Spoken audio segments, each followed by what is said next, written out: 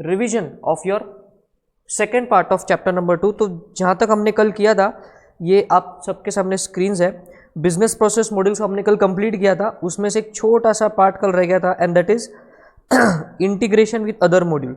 तो let us see what do you understand by the term integration. Integration का मतलब होता है साथ में काम करना। तो बेसिकली ये जो आपके बिजनेस प्रोसेस मॉड्यूल्स है जो हमने कल देखे, उनमें से कुछ मॉड्यूल्स स्पेसिफिकली साथ में काम करते हैं बिकॉज उनका नेचर ऑफ वर्क वैसा है। तो वो कौन कौन से मॉड्यूल है जो स्पेसिफिकली साथ में काम करते हैं उसका मैं लिस्ट आपको बता देता हूँ। तो we are on integration of ERP modules, right, ERP module. अब इसको हमने दो हिस्सों में डिवाइड किया, that is group A and group B. Group A में हमारे पास दो पार्टिसिपेंट्स है, first and second. The first one is financial information and control module with material management. MM stands for material. तो FICO with MM, FICO stands for financial and controlling module closely works with material management. And again FICO के साथ एक और जो काम करेगा that is your HR का module. So ये फर्स्ट ग्रुप के ये दो मॉड्यूल साथ में, FICO with MM, FICO with HR। Now let us see the next one.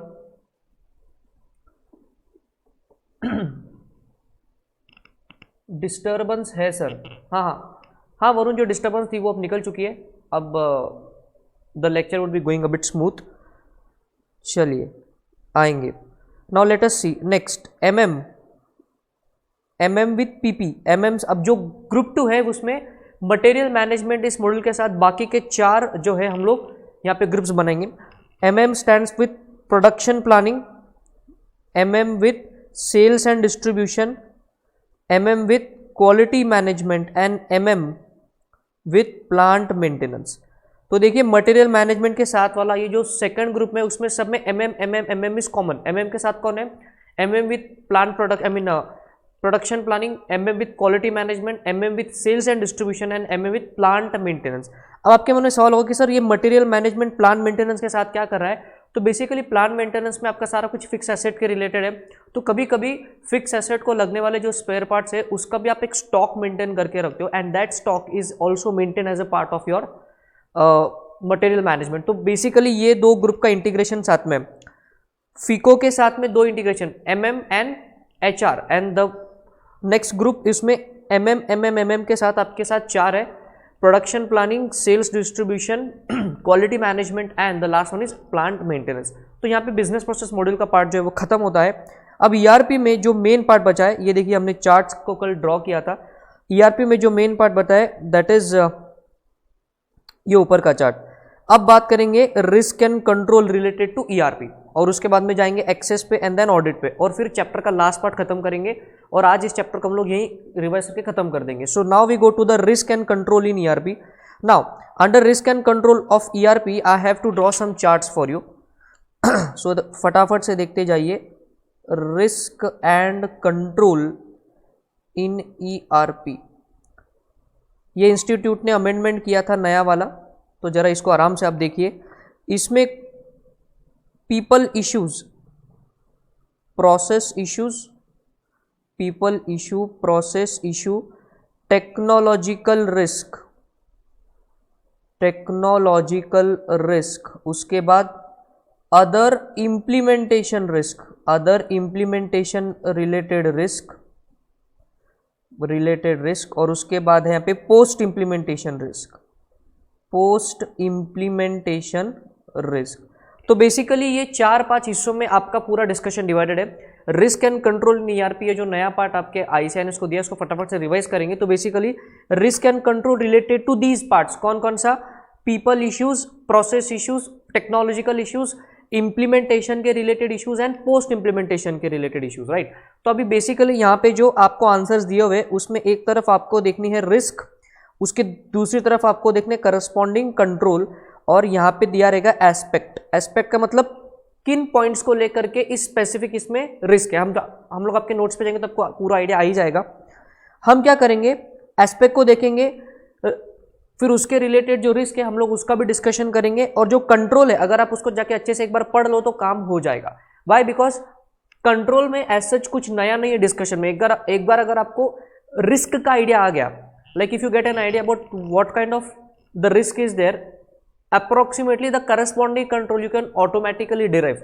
So we won't be revising the control again and again because we are more to emphasize on the risk part. एक बार risk समझ में आएगा तो control automatically समझ में आ जाएगा. So चलिए without wasting any further time, I will directly jump to the first part that is called as people issues. तो basically people issues, इससे वो क्या बोलना चाहते हैं कि अगर आपके ऑर्गेनाइजेशन में आप ERP को लगाते हो तो उस केस में पीपल इश्यूज, इसका ये मतलब है कि आपके ऑर्गेनाइजेशन के जो लोग हैं उनको लेकर के ERP के साइड से कुछ रिस्क होगी. वो रिस्क क्या होगी वही हमको देखना है. ये देखिए कुछ इस हिसाब से टेबल्स आपको दिखेंगे. तो सबसे पहला है risk and control related to people issues. तो बेसिकली ये जो डिस्कशन होगा it is all related to the people issue, मतलब जो लोग काम करने वाले आपके ERP सॉफ्टवेयर पे उनके रिलेटेड क्या रिस्क हो सकती है और उस पर क्या कंट्रोल लगाना है वो इस आपके डिस्कशन में आएगा. Are we having a good live stream as of now? Yes, this is going good. तो चलिए अगर आप उसमें एस्पेक्ट की बात करें तो देखिए उसमें सबसे पहला change management, training, staff turnover, top management support and consultant. Now what do you understand by the term change management? Change management का मतलब यह है कि आपने अभी ERP लगाया, हम लोग ऐसा एग्जांपल लेंगे कि आपने नया अभी ERP लगाया है तो ओल्ड सिस्टम से न्यू सिस्टम में आपको चेंज ओवर होना है. तो ये चेंज ओवर होते वक्त क्या रिस्क हो सकती है कि जो ओल्ड प्रोसेसेस थी जहाँ पे सिक्योरिटी बहुत अच्छी थी, न्यू प्रोसेस को चेंज होते वक्त आप उस सिक्योरिटी कंसर्न्स को नहीं देख रहे हो या आपके एम्प्लॉइज उस सिक्योरिटी कंसर्न को नहीं फॉलो कर रहे, ये रिस्क है. दूसरा, चेंज मैनेजमेंट के टाइम पे आपको क्या करना पड़ता है कि लोगों को ट्रेनिंग देनी पड़ती है. तो देखिए the next point is training. अगर ट्रेनिंग लोगों की प्रॉपर से नहीं हुई तो उनको सॉफ्टवेयर ठीक से यूज नहीं करते आएगा, और अगर सॉफ्टवेयर यूज अगर नहीं करते आएगा ठीक से तो उसमें से रिपोर्ट्स प्रॉपरली जनरेट नहीं होंगे. यह है सेकेंड टाइप के रिस्क. तो सर इसका कंट्रोल क्या रहेगा कि ट्रेनिंग जो है वो रिगरसली होनी चाहिए, सारे एम्प्लॉयज़ को पूरा अपने डाउट सॉल्विंग का मौका मिलना चाहिए. एक स्पेशल आप टीम लगा दो ट्रेनिंग के related. The next is staff turnover. कई बार क्या होता है जब ऑर्गेनाइजेशन में आप कोई नए चेंजेस लेकर के आते हो तो ह्यूमन नेचर होता है रेजिस्टेंस टू चेंज. मतलब कुछ लोग ऐसे होते हैं कि उनको ऐसा लगता है कि जो चल रहा है बस चल रहा है, जिंदगी वैसी चलनी चाहिए, तो इस चेंज को वो एक्सेप्ट नहीं कर पाते और इसी वजह से वो ऑर्गेनाइजेशन को छोड़ के भी जा सकते हैं. Are you understanding? मैं आपको एग्जांपल दे दूं, ऐसा बैंक्स के केस में बहुत हुआ था. That is when all the banks shifted to the core banking solution. तो जो ओल्ड स्टाफ था बैंक का, उनको ये नया जो सॉफ्टवेयर है वो यूज़ करने में दिक्कत सी आ रही थी, तो कई लोगों ने वॉलंटरी रिटायरमेंट ले लिया था बैंक से. तो ऐसा आपका स्टाफ टर्नओवर बढ़ सकता है, ये रिस्क है. टॉप मैनेजमेंट सपोर्ट, जैसा कि आप लोग जानते हो कि किसी भी ऑर्गेनाइजेशन में टॉप मैनेजमेंट के सपोर्ट के विदाउट कुछ भी हो नहीं सकता. तो अगर टॉप मैनेजमेंट सपोर्ट नहीं करेगा तो ERP का इंप्लीमेंटेशन प्रॉपरली नहीं होगा. टॉप मैनेजमेंट का काम है फंड्स को सप्लाई करना, उस प्रोजेक्ट को अप्रूवल देना, उसका इंप्लीमेंटेशन तो मिडिल मैनेजमेंट करेगा. तो बेसिकली पीपल इश्यू में टॉप मैनेजमेंट सपोर्ट क्या कहता है कि टॉप मैनेजमेंट अगर सपोर्ट नहीं करेगा ERP को तो इंप्लीमेंटेशन फेल हो सकता है, ये प्रोजेक्ट सक्सेसफुल नहीं होगा. तो top management is a people ना, वहाँ पे तो नेचुरल पर्सन काम करे, इसलिए पीपल इश्यू में उसको बताया गया. The next part is consultant. कई बार क्या होता है कि ERP लगाने के बाद आपको कंसल्टेंट को वहाँ पे लगाना पड़ता है. मतलब आपको प्रैक्टिकल लाइफ एग्जांपल देता हूँ कि जब मैं आर्टिकलशिप में था तो मेरे एक क्लाइंट पे ERP का इंप्लीमेंटेशन हो रहा था. उस टाइम पे हमारे फर्म का जो वहाँ पे रोल क्या था कि वी एग्जैक्टली न्यू कि हमारा जो क्लाइंट है उसकी रिक्वायरमेंट क्या है, ऑडिट के लिए क्या कंट्रोल्स वहाँ पे लगाने चाहिए. तो हमने वो कंट्रोल्स हम खुद समझ के सॉफ्टवेयर वाले को कम्युनिकेट करते थे. तो basically we are acting as a middle person, जो क्लाइंट की रिक्वायरमेंट टेक्निकल लैंग्वेज में हम लोग सॉफ्टवेयर वाले को समझाते थे और फिर वो उस हिसाब से काम करता था. तो basically we are acting as a consultant out there. तो ये रिस्क क्या कह रहा है कि जो कंसल्टेंट को आपने लगाया है, या हो सकता है कि वो क्वालिफाइड ना हो या आपने कंसल्टेंट को लगाया ही नहीं, ये प्रॉब्लम है. तो सर इससे क्या रिस्क हो सकती है कि ऑर्गेनाइजेशन के मन में क्या है, ये सॉफ्टवेयर डेवलपर को पता ही नहीं चलेगा और उस हिसाब से आपका ERP ठीक से फंक्शन ही नहीं करेगा. Are you understanding? तो ये रिस्क है. तो इसके रिलेटेड करस्पॉन्डिंग कंट्रोल क्या होगा कि कंसल्टेंट को लगाओ और उसको बोलो कि आपको प्रॉपर मिडिलमैन बनना है ऑर्गेनाइजेशन में और सॉफ्टवेयर वाले में, ऑर्गेनाइजेशन में और सॉफ्टवेयर वाले में. Are you understanding this? तो ये पीपल रिलेटेड इश्यूज में इतने पॉइंट है: change management, training, staff turnover, top management support, और लास्ट में क्या दिख रहा है आपको? Consultant. Right?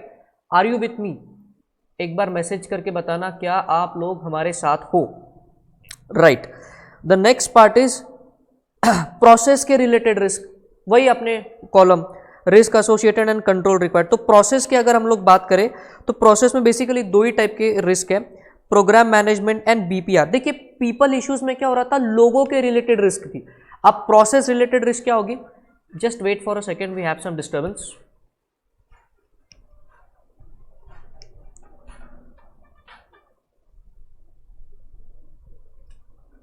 Okay, so we are back.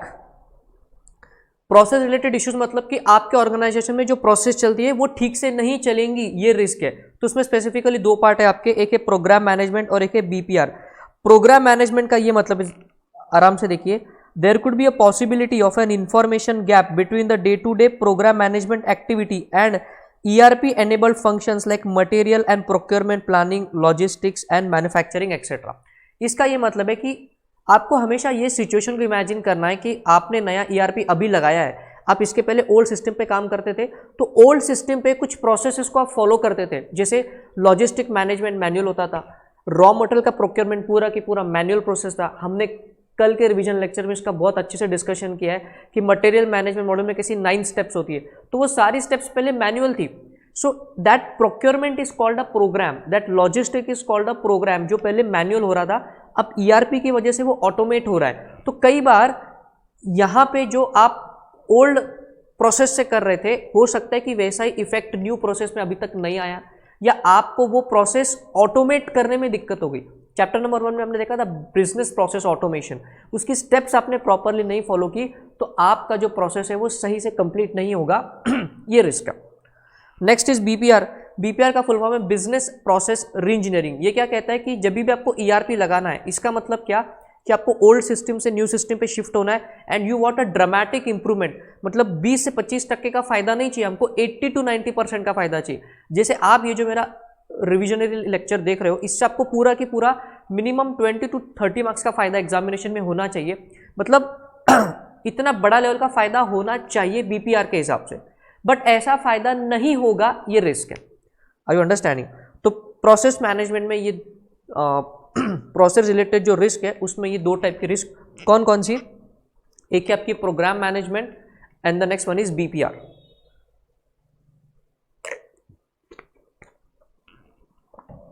Next, risk and control related to the technological part.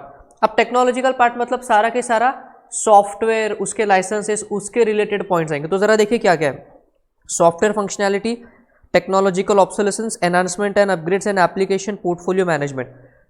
सी एक बात आपको बता दूं, एग्जामिनेशन के व्यू पॉइंट से आपको ये जो अलग अलग टाइप की रिस्क है ये सेपरेट क्वेश्चन आ सकते हैं 4 मार्क्स के हिसाब से।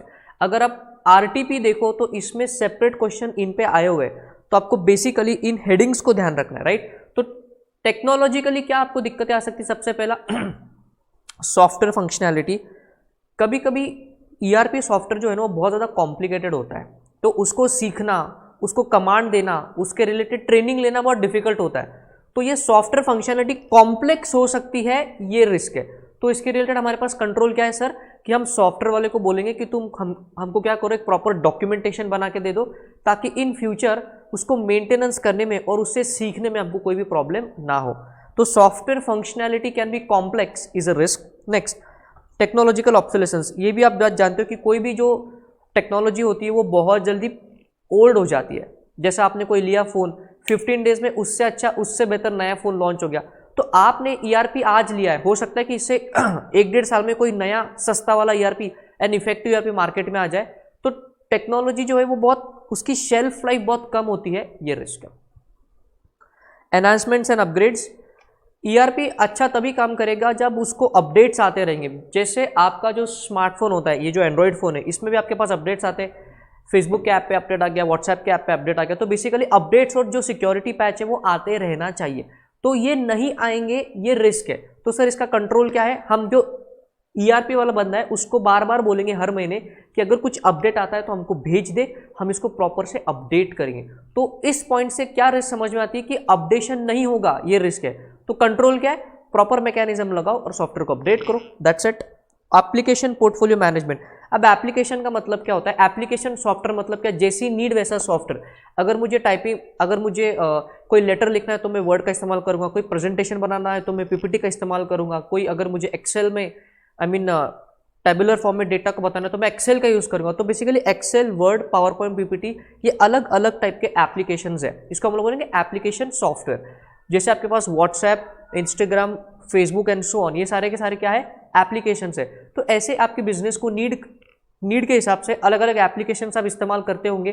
तो ये सारा के सारा एप्लीकेशन का एक पोर्टफोलियो होगा।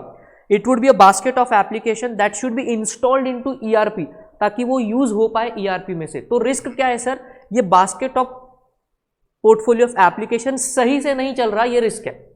सही से नहीं चल रहा है, ये रिस्क है। तो सर इसके जो करस्पॉन्डिंग कंट्रोल है वो क्या है, यहाँ पे देखिए, by bringing the light share number of application in the current portfolio, IT organization can begin to reduce duplication and complexity. तो बेसिकली जब बहुत सारे एप्लीकेशंस हो जाते हैं, जैसे आपके साथ भी होता है कि आपके स्मार्टफोन में अगर बहुत सारे एप्लीकेशंस है तो कई बार आपको समझ में नहीं आता कि कौन से एप्लीकेशन का डेटा किधर से है।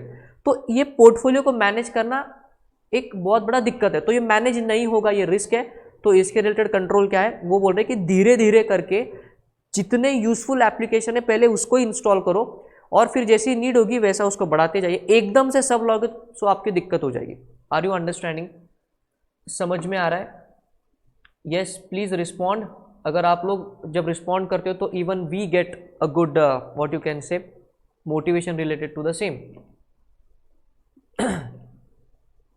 Late me just see whether the stream is going properly.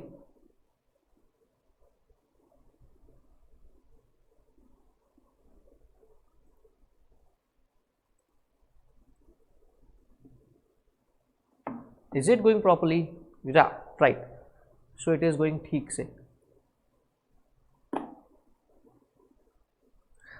तो ये था आपका control related to technological obsolescence. The next one is implementation के रिलेटेड इश्यूज। अब इम्प्लीमेंटेशन के रिलेटेड इशू में उन्होंने काफ़ी सारे पॉइंट्स दिए। सबसे पहला दिख रहा है लेंदी टाइम, बहुत ज़्यादा आपको लग गया time, insufficient funding, data safety, speed of operation, system failure and data access. Sir what is the meaning of this? जरा देखिए, इंप्लीमेंटेशन के रिलेटेड इशू, एक बार आपने इसको इंप्लीमेंट कर दिया, इस इंप्लीमेंटेशन के प्रोसेस में कुछ दिक्कत आ सकती है। सबसे पहले दिक्कत क्या रिस्क है कि बहुत ज़्यादा टाइम लग गया। मतलब हो सकता है कि ऑर्गेनाइजेशन ने सोचा था कि ईआरपी को हम लोग 3 साल में इंप्लीमेंट कर देंगे, नॉर्मल इतना टाइम तो लगता ही है, बट आपको 6 साल लग गए, डबल टाइम लग गया। तो बेसिकली ज़्यादा टाइम लगने के बाद जो मज़ा होता है ना वो चीज़ का चला जाता है। हो सकता है कि आपकी टेक्नोलॉजी ऑब्सोलीट हो गई हो, 6 साल पहले का जो आपने सॉफ्टवेयर लिखा था वो आज तो वैलिड है नहीं, बट उसको इम्प्लीमेंटेशन में 6 साल आपको लग गए, तो ये दिक्कत है। तो lengthy implementation time is a risk. तो सर इसका कंट्रोल क्या है, आपको प्रॉपर मोमेंटम बनाए रखना है, प्रॉपर से प्रॉपर स्टेज, हर एक स्टेज के बाद इमीडिएटली नेक्स्ट स्टेप होना चाहिए ताकि टाइम मैनेजमेंट सही हो जाए। Insufficient funding, ERP is not a सस्ता सॉफ्टवेयर, मिनिमम 5 करोड़ का एक छोटा सा कॉपी आता है उस ईआरपी सॉफ्टवेयर का। तो टॉप मैनेजमेंट ने बोला था कि पहले हम लोग इसको फंडिंग दे देंगे, बट आज फंडिंग अगर ऊपर से रुक गई तो सॉफ्टवेयर का इंप्लीमेंटेशन सही से नहीं हो पाएगा। हो सकता है कि आपको बहुत सारे क्वालिटी के मैटर पे आपको कॉम्प्रोमाइज करना पड़े, जो कि अच्छी बात नहीं है। तो फंडिंग का रुक जाना is a risk. Next type की रिस्क है data safety and speed of operation. Data safety देखिए, as there is only one set of data, if the data is lost whole business में come to a standstill. ERP का सबसे बड़ा benefit यही है ना कि आपका डेटा इंटीग्रेटेड रहता है, आपका डेटा सेंट्रलाइज रहता है। तो अगर सेंट्रल सर्वर में, सेंट्रल डेटाबेस में ही दिक्कत हो गई तो पूरा की पूरा ऑर्गेनाइजेशन स्टैंड स्टिल पे आ सकता है, ये रिस्क है। तो सर इसके रिलेटेड हम क्या करेंगे, डेटा का बैकअप ले रखेंगे, राइट। हम लोग एक ऑल्टरनेट डेटाबेस बना के रखेंगे जहां पे इस डेटा को रोजाना बेसिस पे कॉपी करते रहेंगे, ताकि अगर पहला बंद हो जाए तो दूसरा तो चले। That is that part. Speed of operations, कई बार क्या होता है कि जब सॉफ्टवेयर में कॉम्प्लेक्सिटी बढ़ जाने से आपका स्पीड ऑफ डूइंग वर्क कभी कभी घट जाता है। जैसे आईसीआई ने अभी मैनुअल चेकिंग को हटा के वो इलेक्ट्रॉनिक चेकिंग को लाने वाले, बट जो फैकल्टीज का फीडबैक है ऑल ओवर द इंडिया वो ये है कि इलेक्ट्रॉनिक चेकिंग में टाइम लगता है as compare to manual checking. तो बेसिकली कभी कभी होता है सॉफ्टवेयर की वजह से आपका स्पीड ऑफ ऑपरेशन घट जाता है, तो स्पीड ऑफ ऑपरेशन घट जाता है, ये रिस्क है। तो सर इसके करस्पॉन्डिंग कंट्रोल क्या है, this can be control by removing redundant data, use techniques like data warehousing and updating hardware on a continuous basis. और कभी कभी क्या होता है कि बहुत ज़्यादा डेटा भर जाने पे डेटा का डुप्लीकेशन भी होता है। जैसे आपके फोन्स में एक ही पोज के आप बहुत सारे फोटोज निकालते हो बट एक ही रेलेवेंट है ना, तो रिडंडेंट डेटा को निकालते जाओ, आपका कंप्यूटर या आपका सॉफ्टवेयर जो है वो फास्ट चलने लगेगा। The next type is system failure. अब सिस्टम फेलियर की रिस्क जो है वो हर टाइप के इलेक्ट्रॉनिक डिवाइस जो इस पूरी दुनिया में अवेलेबल है, सभी टाइप के इलेक्ट्रॉनिक डिवाइसेस में सिस्टम फेलियर का रिस्क है। आपके स्मार्टफोन में सिस्टम फेलियर का रिस्क है, मेरे इस कंप्यूटर में सिस्टम फेलियर का रिस्क है, यूट्यूब में भी सिस्टम फेलियर का रिस्क हो सकता है, तो ईआरपी में भी सिस्टम फेल का रिस्क हो सकता है। तो इस रिस्क का कंट्रोल क्या है? Proper time to time maintenance करो, प्रॉपर इंटरवल में इसको चेक करते रहो। Are you understanding? Next, data access. Data access की रिस्क मतलब यह है कि आपका डेटा क्योंकि सेंट्रली लोकेटेड है तो सारे के सारे लोग आपके जो ऑर्गेनाइजेशन में उस डेटा को एक्सेस कर रहे हैं। कभी कभी ऐसा हो सकता है कि आपके ऑर्गेनाइजेशन का सेंसिटिव डेटा किसी अननेसेसरी पर्सन को भी उसका एक्सेस मिल रहा है, तो वो अननेसेसरी पर्सन को एक्सेस अगर मिल रहा है तो ये रिस्क है, बिकॉज वो उस डेटा का मिसयूज कर सकता है। Are you understanding this? तो इसके रिलेटेड करस्पॉन्डिंग कंट्रोल क्या है कि आप डेटा का एक्सेस जो है वो नीड टू नो बेसिस पे रखो। मतलब जिसका जितना रोल है आपके ऑर्गेनाइजेशन में उसके हिसाब से उसको उतना ही डेटाबेस का एक्सेस चाहिए, तो हम लोग इसको टेक्निकली क्या बोलते हैं? Need to know basis. Are you understanding? तो आपके इंप्लीमेंटेशन से रिलेटेड क्या है? बहुत ज़्यादा lengthy time of implementation, funding रुक गई आपकी, data safety, speed of operation, system failure and data access के related, right? Varun has asked a question, sir what is data redundancy? Varun, data redundancy का मतलब है डेटा का डुप्लीकेशन। डेटा का duplication हमको अवॉइड करना है, मतलब हमको डेटा का रिडंडेंसी अवॉइड करना है। रिडंडेंसी का मतलब होता है duplication of data, right? Okay, so we are on track. Risk and control related to post implementation. Implementation पूरा हो जाने के बाद क्या रिस्क है कि ईआरपी वाला आपको आफ्टर सेल सर्विस नहीं दे रहा है। ईआरपी वाला आपको आफ्टर सेल सर्विस नहीं दे रहा है, तो अगर आपका सॉफ्टवेयर अटक गया तो उसको ठीक कौन करेगा? डेटाबेस करप्ट हो गया तो उसको ठीक कौन करेगा? नेटवर्क अटक गया तो उसको ठीक कौन करेगा? तो बेसिकली आफ्टर सेल सर्विस नहीं मिलेगी, ये रिस्क है। तो इसका करस्पॉन्डिंग कंट्रोल क्या है? आप उससे एग्रीमेंट कर लो। एनुअल मेंटेनेंस हम लोग उसको बोलते हैं, एनुअल मेंटेनेंस कॉन्ट्रैक्ट, एएमसी। आप उससे एएमसी साइन कर लो ताकि हर साल आप उससे हक से मेंटेनेंस करवा सको। Are you understanding? सो ये थे कुछ रिस्क एंड कंट्रोल या इम्प्लीमेंटेशन रिलेटेड जो रिस्क है उसके रिलेटेड जो अमेंडमेंट आई थी आपके चैप्टर में, वो हमने फटाफट से रिवाइज कर ली। ओके, सो अभी बात करेंगे रोल बेस्ड एक्सेस कंट्रोल, आरबीएसी। ये इंपॉर्टेंट पार्ट है इस चैप्टर का। आरबीएसी का मतलब है जैसा आपका ऑर्गेनाइजेशन में रोल है उतना ही एक्सेस आपको मिलना चाहिए। अगर आपका रोल उस ऑर्गेनाइजेशन में अकाउंटेंट का है तो आपको सिर्फ फाइनेंशियल डेटा के या फिर फाइनेंस मॉड्यूल को एक्सेस मिलेगा। आपको प्रोडक्शन प्लानिंग, मटेरियल मैनेजमेंट, इन मॉड्यूल से कोई लेना देना नहीं है। अगर आप प्रोडक्शन डिपार्टमेंट में काम करते हो तो सिर्फ प्रोडक्शन डिपार्टमेंट का डेटा आपको दिखेगा। जैसा आपका रोल है उसी बेस्ड के डेटा का आपको एक्सेस मिलेगा। तो प्रोडक्शन वाले को सिर्फ प्रोडक्शन का डेटा दिखेगा, सेल्स वाले को सिर्फ सेल्स एंड डिस्ट्रीब्यूशन का डेटा दिखेगा। समझ में आ रहा है? क्वालिटी कंट्रोल को सिर्फ क्वालिटी कंट्रोल का डेटा दिखेगा। तो role based access control, access करना मतलब डेटा को रिट्रीव करना। अब चलिए हम लोग एक्सेस को भी देख लेते हैं। एक्सेस इस वर्ड का मतलब भी यहाँ पे इन्होंने दिया हुआ है। एक्सेस का मतलब है ये चार चीजें। पूरे आपके EIS के सिलेबस में जहां कहीं भी एक्सेस ये वर्ड आएगा उसका मतलब चार चीजें। You can create, alter, view and print the file. मतलब जब भी आप अपने पर्सनल कंप्यूटर में किसी एक्सेल फाइल को ओपन करते हो, किसी PPT को ओपन करते हो और अगर ये चार चीज आप करते हो तो हम बोलेंगे कि आपको एक्सेस मिला है। You can create a file, you can modify a file, उसको बोलेंगे alter, you can view that file and you can even print that file. तो एक्सेस मतलब चार चीजें, फाइल को क्रिएट करना, उसको देखना, उसमें मॉडिफिकेशन करना और उसको प्रिंट करना। तो ये चार चीजें आती है एक्सेस में। अब आपके रोल बेस्ड एक्सेस कंट्रोल में आप क्या कर सकते हो? आपके एम्प्लॉयज को सिर्फ व्यूइंग का एंड प्रिंटिंग का राइट दे सकते हो। मतलब अब इस चार चीजों में से एम्प्लॉय के रोल के हिसाब से उसमें से कुछ पार्ट को निकाल सकते हो और सिर्फ कुछ पार्ट्स को रख सकते हो। जैसे फाइनेंशियल डेटा की एंट्री हेड अकाउंटेंट करेगा, बट जो क्लर्क होगा उसको सिर्फ व्यूइंग एंड प्रिंटिंग का राइट होगा। वो ना ही फाइल को क्रिएट कर सकता है ना ही उसमें मॉडिफिकेशन कर सकता है। Are you understanding? तो एक्सेस के जो 4 स्टेप है इसमें आप क्या कर सकते हो, अपने हिसाब से उसको चेंज कर सकते हो। तो ये था एक्सेस के रिलेटेड पॉइंट एंड आरबीएसी के रिलेटेड पॉइंट्स। अब जो इंपॉर्टेंट पार्ट हमको ईआरपी से करना है that is audit of ERP systems in chapter number 2। 2 type का ऑडिट करोगे आप, मतलब 2 एरिया में ऑडिटिंग करोगे, auditing of data and auditing of processes.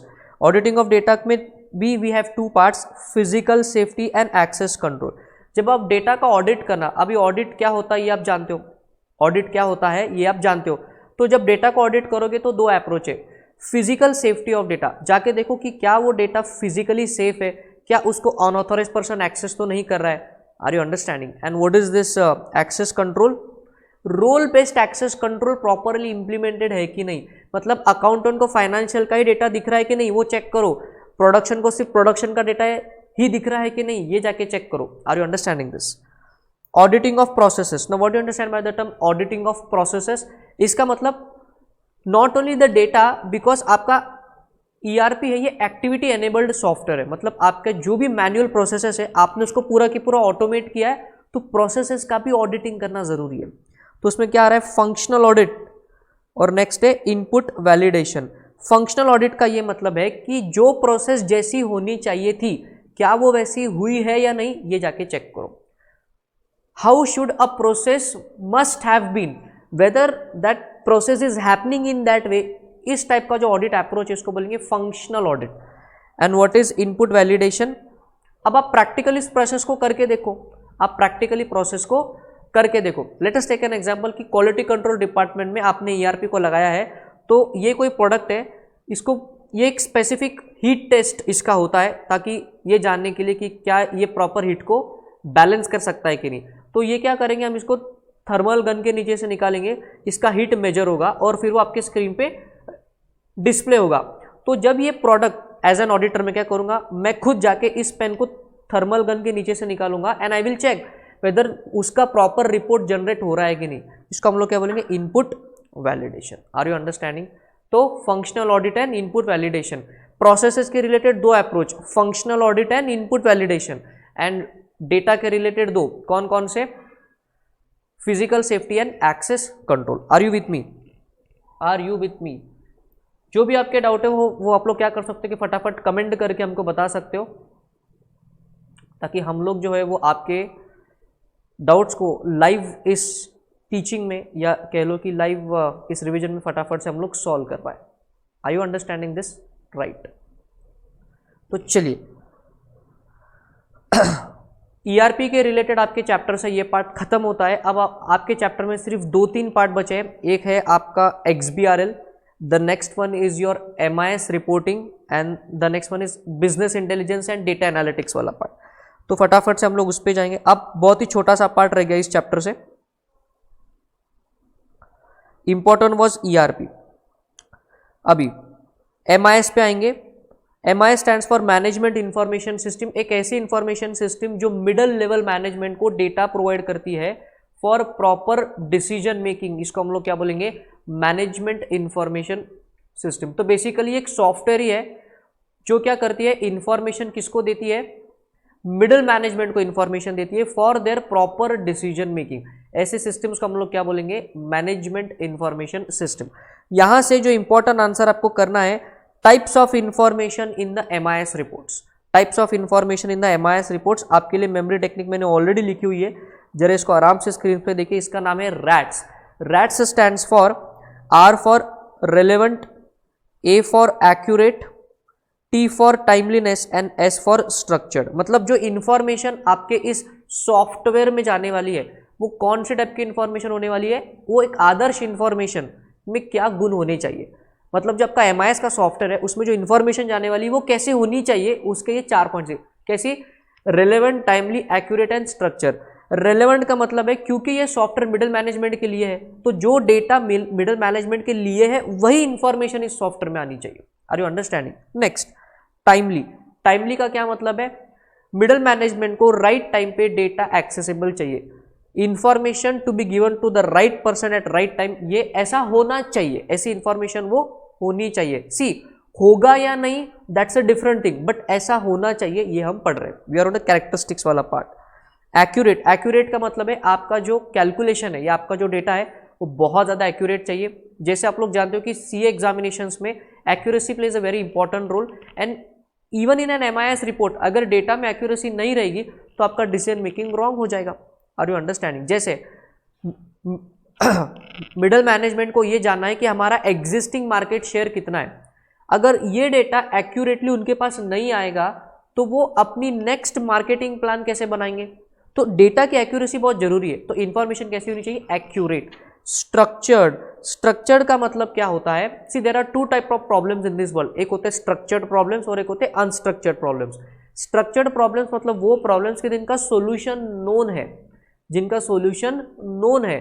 Unstructured problem मतलब ऐसे प्रॉब्लम की जो दुनिया के लिए नए हैं, उनका सोल्यूशन सोचना पड़ेगा। अब जैसे मलेरिया से आने वाली फीवर का सोल्यूशन हमको नोन है, बट कोरोना वायरस से होने वाला फीवर, इसका सोल्यूशन हमारे लिए अननोन है।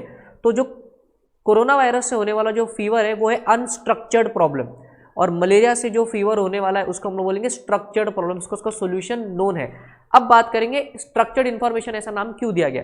तो बेसिकली मिडिल मैनेजमेंट को कभी भी खुद का दिमाग नहीं लगाना होता, उनको टॉप मैनेजमेंट से सुनना होता है और उसी के हिसाब से काम को करना होता है। तो बेसिकली उनके सामने जो प्रॉब्लम्स आती है उनका सोल्यूशन ऑलरेडी टॉप मैनेजमेंट ने उनको बताया होता है। तो जब सोल्यूशन नोन है तो प्रॉब्लम स्ट्रक्चर्ड है, इसलिए इंफॉर्मेशन भी कैसी चाहिए? Structured information.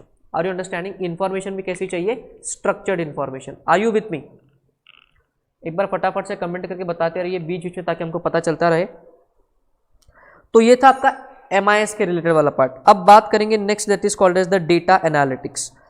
डेटा एनालिटिक्स में मेन आंसर है कि what are the types of data analytics tools available, what are the various types of data analytics tools available. तो बेसिकली यहाँ पे कुछ ग्रुप्स है, this is group A, this is group B, this is C, this is D, right.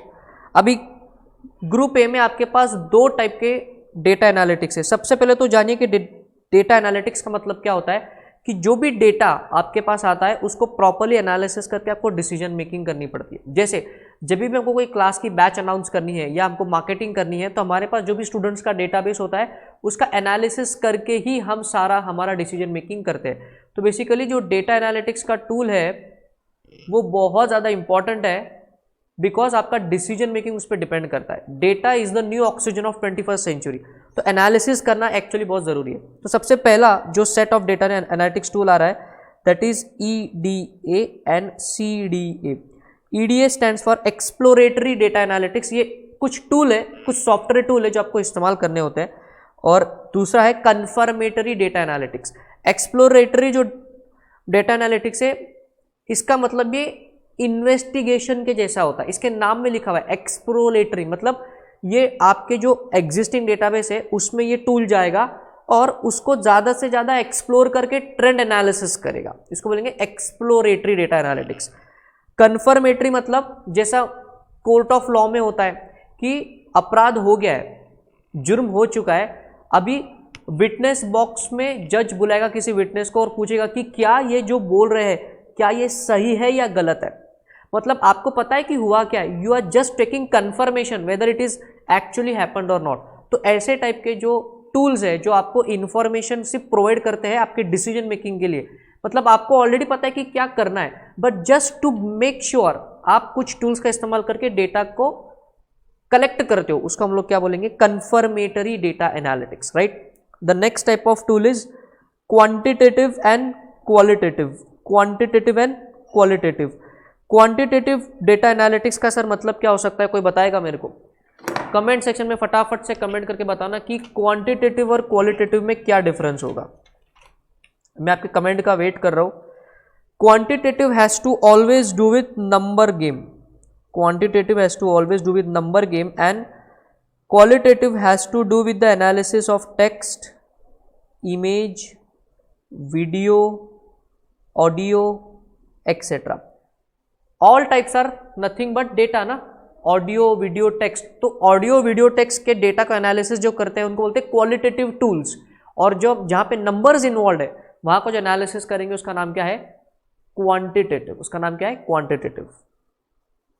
Next is data mining. Data mining क्या होता है sir? बहुत ही सिंपल, बहुत सारे डेटा में से डिगअप करके इंफॉर्मेशन निकालना, इसको बोलेंगे डेटा माइनिंग। माइनिंग का मतलब है to dig deep and take out. जैसे गोल्ड माइन होती है, कोल की माइन होती है, आपको अंदर जाके डिग करके निकालना होता है। तो बेसिकली डेटा माइनिंग टूल क्या है, बहुत बिलियंस ऑफ जेटाबाइट्स ऑफ डेटा आपके पास है, उसमें से एग्जैक्ट इंफॉर्मेशन को डिग करके निकालना, ऐसा वाला जो टूल होता है उसको हम लोग क्या बोलेंगे, डेटा माइनिंग। सर कोई एग्जांपल दे सकते हो? जी बिल्कुल दे सकते हैं। जब भी आप फेसबुक पे कोई ऐड करते हो, फेसबुक पेड एडवर्टीजमेंट, वहां पे क्या होता है कि फेसबुक पे बिलियंस ऑफ पीपल का डेटा है, तो उसमें से टारगेट ऑडियंस पे आप जो है वो एडवर्टीजमेंट करते हो। मतलब जब आप एडवर्टीजमेंट करते हो फेसबुक पे, तो वहां पे आपके पास कुछ फिल्टर्स होते हैं, एज फिल्टर, सेक्सुअल ओरिएंटेशन का फिल्टर, रीजन का फिल्टर, ये ऐड कब तक चलनी चाहिए, लोगों का जो इंटरेस्ट एरिया उसके हिसाब से। तो जो भी आप फिल्टर को सिलेक्ट करोगे, बस उसी टाइप के लोगों को आपकी एडवर्टीजमेंट दिखाई देगी। मतलब इतने बिलियंस ऑफ लोगों में से सिर्फ स्पेसिफिक कैटेगरी ऑफ पीपल को आपकी ऐड दिखाई दे रही है। तो बेसिकली फेसबुक ने यहाँ पे क्या इस्तेमाल किया है, डेटा माइनिंग का technique. Simple. Next, click stream analysis. जैसे हमारे यूट्यूब चैनल पे आपको ऐड दिखाई देती है, तो बेसिकली यूट्यूब पैसा कैसे कमाता है, अगर कोई यूज़र किसी ऐड पे क्लिक करता है और उससे कोई ट्रांजैक्शन होता है, तो जितनी एडवर्टीजमेंट पे क्लिक हुई उसके हिसाब से यूट्यूब को पैसा मिलता है, और उसमें से फिर कुछ पैसा जो है वो यूट्यूब खुद रखेगा और फिर कुछ पैसा यूट्यूबर को देगा। ये होता है business model of YouTube. So basically click stream analysis ये क्या करेगा, ये बेसिकली आपको वो डेटा प्रोवाइड करेगा कि एक स्पेसिफिक एडवर्टीजमेंट पे कितने सारे क्लिक्स हुए। सिंपल। तो ये है कुछ टाइप के आपके डेटा एनालिटिक्स टूल। क्या डेटा एनालिटिक्स टूल आज के ज़माने में आज के ज़माने में क्या है, बहुत इंपॉर्टेंट है या नहीं है? बहुत ज़्यादा इंपॉर्टेंट है। Business intelligence. Sir what is the meaning of the term business intelligence? Business intelligence का मतलब है कि सारे की सारी डेटा एनालिटिक्स का जो टूल है उसका इस्तेमाल करके प्रॉपर फैक्ट्स एंड फिगर्स के साथ अगर आप बिजनेस के डिसीजन करते हो तो 100% आपको रिजल्ट आने ही वाला है। इसको हम लोग क्या बोलेंगे, डेटा इंटेलिजेंटली बिजनेस करना, राइट। अब इंपॉर्टेंट आंसर जो एग्जामिनेशन के लिए है वो ये है कि बिजनेस इंटेलिजेंस का जो टूल है वो आपको क्या क्या प्रोवाइड करेगा। जरा देखिए, ये आंसर बड़ा इंपॉर्टेंट है। Objective of business intelligence, what is the objective of business intelligence? पहले 3 point, comparison to its competitor. Business intelligence का टूल आपको हेल्प करेगा एनालिसिस में, तो बेसिकली आपके कॉम्पिटिटर को भी एनालिसिस करने में हेल्प कौन करेगा, बिजनेस इंटेलिजेंस। आगे, help to analyse the change in the behaviour of the customer and their patterns. कभी कभी कस्टमर का टेस्ट चेंज हो गया, उसकी लाइकिंग चेंज हो गई, पैटर्न चेंज हो गया, क्या आपको सारी चीजें जानना जरूरी है? Answer is yes. Next, capabilities of the firm, मतलब इंटरनल एनालिसिस भी करवाएगा। बेसिकली हमने स्ट्रैटेजिक मैनेजमेंट में बहुत सारे टूल्स देखे ना, स्वॉट analysis, BCG matrix, TOWS analysis, तो ये सारे के सारे टूल्स क्यों इस्तेमाल करते हैं, ताकि इंटेलिजेंट बिजनेस डिसीजन मेकिंग हो जाए। तो ये सारा की सारा अंडर अ कॉमन अम्ब्रेला आ रहा है बिजनेस इंटेलिजेंस। तो बेसिकली ऑब्जेक्टिव क्या है बिजनेस इंटेलिजेंस का? पहले 3 पॉइंट, आपके कॉम्पिटिटर का एनालिसिस करने में हेल्प करेगा, इंटरनल एनालिसिस में हेल्प करेगा उसको करने में, एंड कस्टमर का पैटर्न, उनका ट्रेंड, उनकी लाइकिंग, ये देखने में भी हेल्प कौन करेगा? आपका बिजनेस इंटेलिजेंस वाला tool. Next, market condition, future tense, demographic and economic information. अब जैसे कि पूरे दुनिया में चल रहा है कोरोना वायरस का केयर, सारी की सारी economies all over the world lockdown है, तो इसके बाद का बिजनेस का फ्यूचर क्या होने वाला है, ये उसके रिलेटेड आप उसके हिसाब से आपको बिजनेस करना पड़ेगा। तो बिजनेस इंटेलिजेंस ये इसमें आपकी मदद करेगा, इस एनालिसिस करने में, इस ट्रेंड को पहचानने में, और उसके हिसाब से बिजनेस करने में आपकी हेल्प कौन करेगा? बिजनेस इंटेलिजेंस का tool. Next, social, regulatory and political environment. Basically CSR मैंने यहाँ पे लिखा हुआ है, तो सोशल भी कभी कभी ऑर्गेनाइजेशन को होना पड़ता है just to increase the brand value, just to increase the brand value.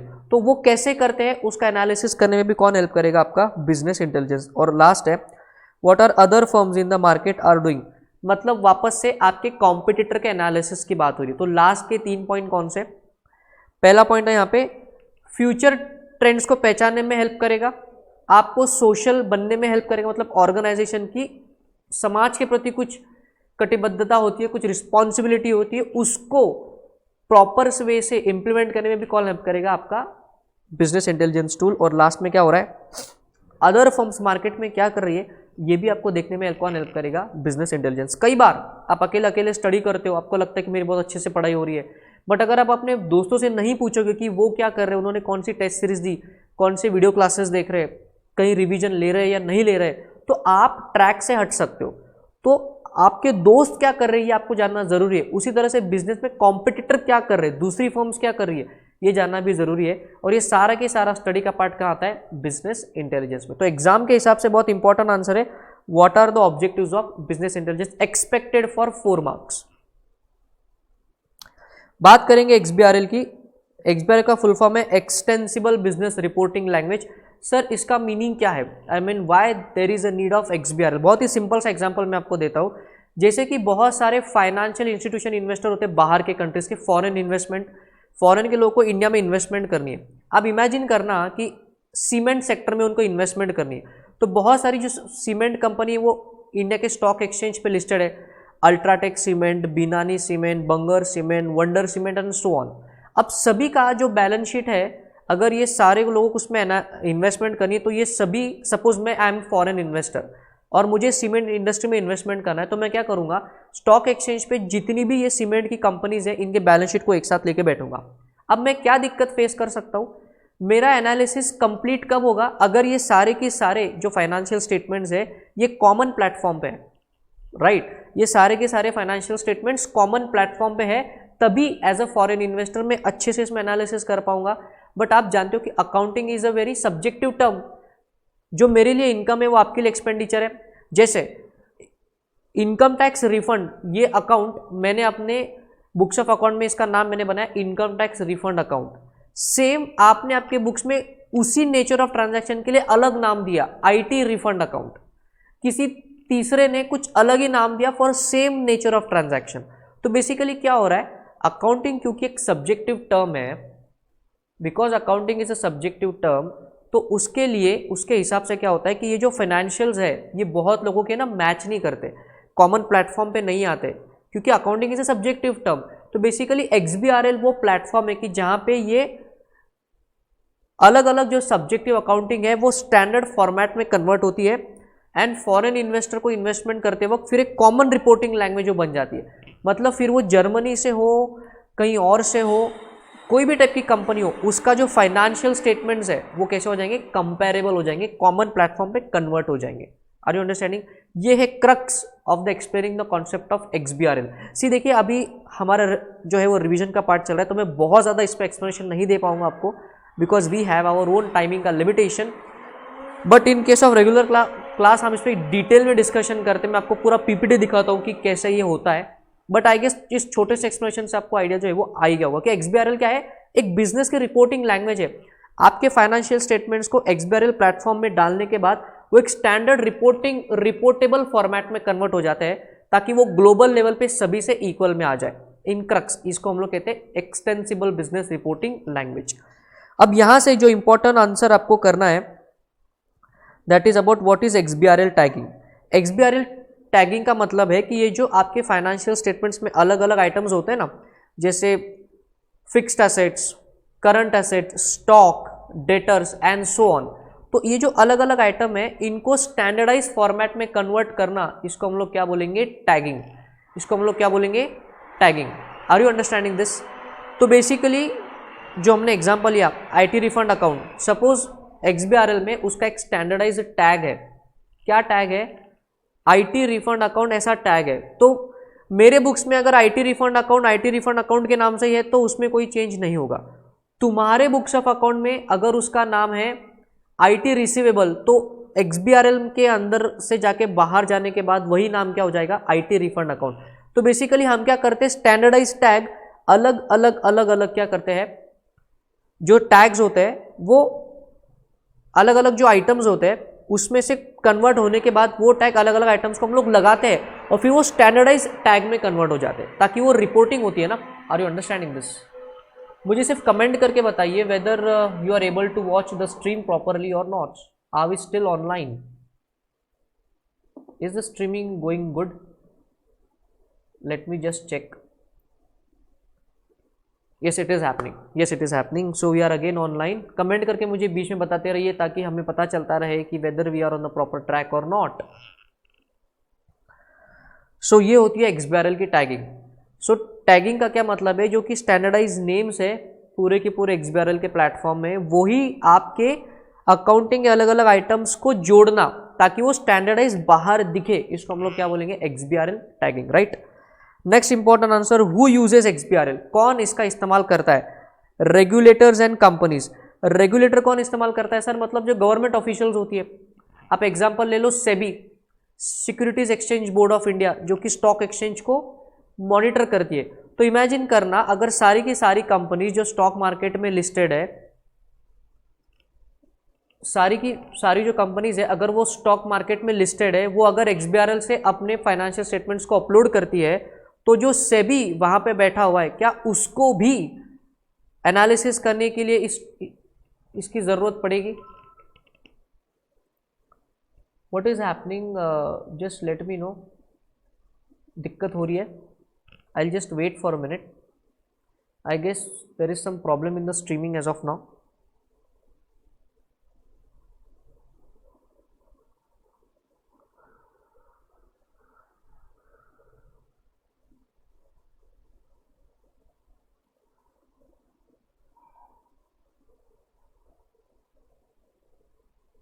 Are we live again? Just let me know कि क्या हम प्रॉपरली आपके पास वॉइस आ रहा है। या the stream is coming properly and we are back on track. तो मैं बात कर रहा था आपके साथ कि क्या होता है, रेगुलेटर इसका इस्तेमाल क्यों करते हैं, क्योंकि अगर कोई कंपनी XBRL के प्लेटफॉर्म को इस्तेमाल करके अपने फाइनेंशियल स्टेटमेंट्स को अपलोड कर रही है, तो उसका एनालिसिस करने के लिए रेगुलेटर के पास भी तो XBRL चाहिए। तो even regulator make use of XBRL। Next, companies तो करती है, एक स्पेसिफिक टर्नओवर लिमिट के ऊपर वाली कंपनीज को कंपलसरी है अपने फाइनेंशियल स्टेटमेंट XBRL में कन्वर्ट करना और फिर उसका फाइलिंग ROC के पास करना। तो companies also make use of XBRL। Whether the government can make use of XBRL? Yes, even there are government companies. So indirectly government भी XBRL का इस्तेमाल कर रहा है।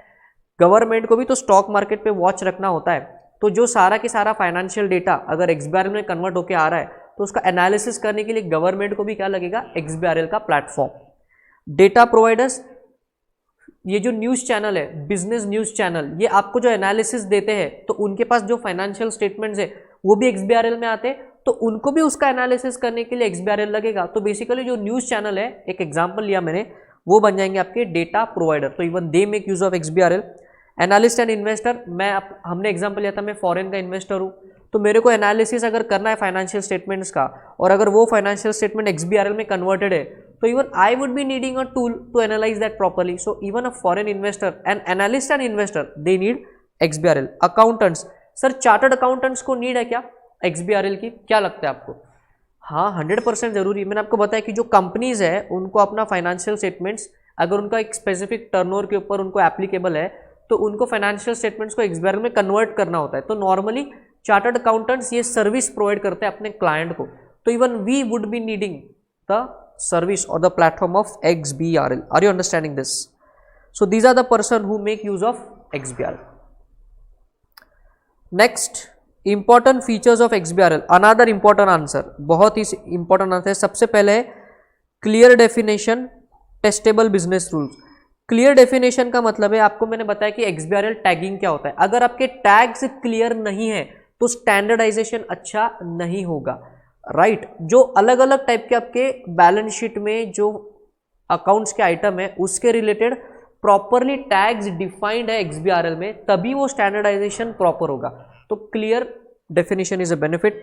टेस्टेबल बिजनेस रूल, सी मैंने आपको बताया कि अगर XBRL ना हो तो कॉमन प्लेटफॉर्म पे एनालिसिस करना फाइनेंशियल स्टेटमेंट्स के लिए डिफिकल्ट होता है। हम इसको टेक्निकली बोलते हैं poor quality of reporting. But because XBRL is there कि जिसमें स्टैंडर्डाइज टैग लगा के आपके फाइनेंशियल स्टेटमेंट्स एक कॉमन प्लेटफॉर्म पे आ जाते हैं, तो आपकी रिपोर्टिंग पुअर रिपोर्टिंग से रिच क्वालिटी रिपोर्टिंग पे कन्वर्ट हो जाएगी। So that is that point. Next, multiple lingual support. XBRL almost 80+ languages को सपोर्ट करता है, तो लैंग्वेज का कोई दिक्कत नहीं कि सिर्फ इंग्लिश में ही XBRL चलेगा, दूसरे लैंग्वेज में भी इसका सपोर्ट अवेलेबल है। और लास्ट में है स्ट्रॉन्ग सॉफ्टवेयर सपोर्ट। सर इससे हम लोग क्या बोलना चाहते हैं? सी जब भी कोई नया चीज मार्केट में आता है, जैसे GST आया था, तो almost up to 1 year there were no good software providers for providing the service related to GST. तो क्या होता है, जब भी कोई नया लॉ, नया टेक्निक मार्केट में आता है और उसका अगर सॉफ्टवेयर अच्छा सपोर्ट मार्केट में ना हो तो उस टाइम पे क्या होता है, उस चीज का इंप्लीमेंटेशन डिफिकल्ट हो जाता है। बट अगर मैं XBRL की बात करूं तो ये तो ग्लोबल स्टैंडर्ड है जो पूरे दुनिया भर में फॉलो हो रहा है, तो इसका सॉफ्टवेयर सपोर्ट भी स्ट्रांग है, तो आपको चिंता करने की जरूरत नहीं। इसके प्रॉपर गुड अच्छे वाले फीडबैक, प्रॉपर क्रेडिट रेटेड वाले जो सॉफ्टवेयर सपोर्ट है वो आपको पूरे वर्ल्ड से मिल जाएगा। ऐसा नहीं कि कोई सॉफ्टवेयर का सपोर्ट आपको नहीं मिलेगा। So what are the benefits of XBRL? Clear definition, testable business rules, multilingual support, और लास्ट में क्या दिख रहा है, स्ट्रॉन्ग सॉफ्टवेयर सपोर्ट। अब ये जो चैप्टर का लास्ट पार्ट है ये बड़ा सिंपल है, we will directly jump to this conclusion. Accounting and tax software versus only tax compliance software. मैंने यहाँ पे आपके लिए एग्जांपल लिख लिया है Winman. Winman is one of the most India's popular software for tax calculation, जो कि हर ऑलमोस्ट सभी सीए के ऑफिसेस में यूज होता है। और यहाँ पे मैंने एग्जांपल लिख लिया आपके ERP। तो ERP में अकाउंटिंग का फीचर है और इनकम टैक्स कंप्यूटेशन का भी फीचर है। तो ERP हमारे फर्स्ट हेडिंग में आएगा accounting and tax compliance software, और यहाँ पे विनमैन आएगा जो कि सिर्फ एक्सक्लूसिवली टैक्स कंप्लायंस का सॉफ्टवेयर है। तो अभी इनके जो डिफरेंसेस है उन पे यह आंसर है। So let us understand one by one properly. Ease of software use, tax compliance के हिसाब से आपको यूज करने के लिए इजी कौन सा है, ERP है कि विनमैन है, ERP है कि विनमैन है। तो अगर हम टैक्स कंप्लायंस के एंगल से देखें तो Winman is more user friendly as compare to ERP। तो देखिए वही लिखा हुआ है less and more. Sir ERP difficult है बिकॉज ERP में सिर्फ टैक्स का फीचर नहीं है, अकाउंटिंग भी है, टैक्स भी है, प्लस कितने सारे मॉड्यूल्स है, तो कॉम्प्लेक्सिटी ज्यादा किधर है, ERP में। तो ईज ऑफ यूज किधर है, विनमैन के सॉफ्टवेयर में। तो इस पॉइंट में only tax compliance software is the winner.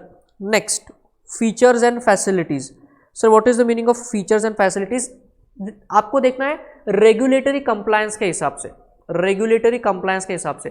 तो टैक्स को प्रॉपरली कंप्लाई करने के लिए क्या लगता है आपको, कौन से सॉफ्टवेयर में ज्यादा प्रॉपर फीचर होंगे? तो द आंसर इज विनमैन का सॉफ्टवेयर, बिकॉज विनमैन सॉफ्टवेयर का फोकस पूरा की पूरा टैक्स कंप्लायंस पे है, और ERP सॉफ्टवेयर में टैक्स कंप्लायंस के साथ साथ बाकी भी बहुत सारे मॉड्यूल्स है। तो कई बार अगर हम फीचर्स की बात करें तो रेगुलेटरी कंप्लायंस के लिए अच्छा फीचर किसमें है ज्यादा, ओनली टैक्स कंप्लायंस सॉफ्टवेयर, या हमारे एग्जांपल में विनमैन में। तो ये था दूसरा point of difference. Time and efforts की बात करेंगे। अभी टैक्स जब भी आप कैलकुलेट करते हो, जैसे आपको पता है PGBP में आप सबसे पहली लाइन क्या लिखते हो, profit as per profit and loss account. तो बेसिकली आपके ओनली टैक्स कंप्लायंस सॉफ्टवेयर में, ओनली टैक्स कंप्लायंस सॉफ्टवेयर हमारे एग्जांपल में कौन है, Winman only tax compliance software, and ERP tax plus accounting software. तो अब से मैं विनमैन ERP ऐसे बोलूंगा। तो अगर मैं ERP की बात करूं तो क्योंकि अकाउंटिंग और टैक्स एक ही जगह पे है, तो जो डेटा है वो फटाफट से कॉपी कहाँ हो जाता है, टैक्स कैलकुलेशन के। मतलब अगर अकाउंटिंग प्रॉपर है और मैं एक क्लिक करूं तो फटाफट से टैक्स कंप्यूटेशन ऑटोमेटिक हो जाएगा, बिकॉज मेरे को किसी दूसरे सॉफ्टवेयर में जाने की जरूरत नहीं है। वही अगर मैं विनमैन की बात करूं तो वहां पे सिर्फ टैक्स कंप्लायंस का है, तो मेरा अकाउंटिंग का सॉफ्टवेयर दूसरा है, तो वहां से मेरे को डेटा उठाना पड़ेगा और फिर विनमैन में उसको फीड करना पड़ेगा। तो बेसिकली टाइम एंड एफर्ट्स ज्यादा कहाँ लगेगा, विनमैन में ज्यादा टाइम लगेगा, ERP में कम टाइम में ज्यादा काम हो जाएगा। तो ये वाले पॉइंट में ERP is the winner. Next, accuracy का मतलब है कि जो आपका अकाउंटिंग का डेटा है उसी अकाउंटिंग के डेटा पे आपका टैक्स का जो है वो कंप्यूटेशन होना है। तो बेसिकली ERP में ज़्यादा एक्यूरेसी होगी या विनमैन में एक्यूरेसी होगी? तो आपके सामने एग्जांपल लेता हूँ। क्योंकि ERP में टैक्स और अकाउंटिंग एक साथ में है, दोनों एक ही सॉफ्टवेयर में है, तो बेसिकली जो डेटा अकाउंटिंग से टैक्स कंप्यूटेशन में जो जाना है वो ऑटोमेटिक जाएगा विदाउट ह्यूमन इंटरवेंशन, तो गलती होने के चांसेस जीरो हो जाते हैं। वही अगर मैं विनमैन की बात करूं तो उस केस में मेरे पास अकाउंटिंग का सॉफ्टवेयर दूसरा है और ये विनमैन अलग है, तो मेरे को मैन्युअली यहाँ से डेटा कॉपी करके मैन्युअली यहाँ पे पेस्ट करना पड़ेगा, और ये मैनुअल में ह्यूमन एरर हो सकती है। तो एक्यूरेसी ज़्यादा कहाँ पे रहेगी, ERP में कि विनमैन में? Answer is ERP। Are you understanding?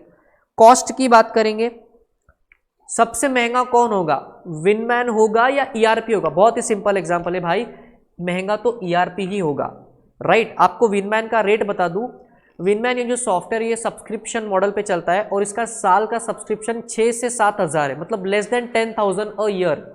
वही आपका ईआरपी भाई बेसिक कॉस्ट 5 करोड़ का है, तो who is more costly, ERP या विनमैन? तो the answer is ERP. Are you understanding? तो ये था आपका डिफरेंस। रेगुलेटरी कंप्लायंस के एंगल से ईआरपी एंड विनमैन के बीच का जो डिफरेंस है वो कुछ इस हिसाब से, अगर एग्जामिनेशन में डिफरेंस आता है तो आपको कोई भी 4 पॉइंट के हिसाब से इनमें डिफरेंस आपको लिखना है। तो फटाफट से एक बार रिवाइज करेंगे। ईज ऑफ यूज के हिसाब से ज्यादा इजी कौन सा है, विनमैन की ERP, answer is Winman. Facility and feature regulatory compliance के हिसाब से ज्यादा कहां पे, विनमैन या ERP, answer is Winman. Time और एफर्ट्स ज्यादा कहां लगता है, विनमैन में कि ईआरपी में? विनमैन में ज्यादा लगेगा। एक्यूरेसी, एक्यूरेसी ज्यादा कहां है, ईआरपी में कि विनमैन में? एक्यूरेसी ईआरपी में ज्यादा है, विनमैन में कम है, बिकॉज ह्यूमन एरर हो सकती है। और लास्ट में कॉस्ट किसकी ज्यादा है, ईआरपी की कि विनमैन की? तो कॉस्ट ईआरपी की ज्यादा है। Are you understanding? So this was with the revision of your chapter number 2 completely.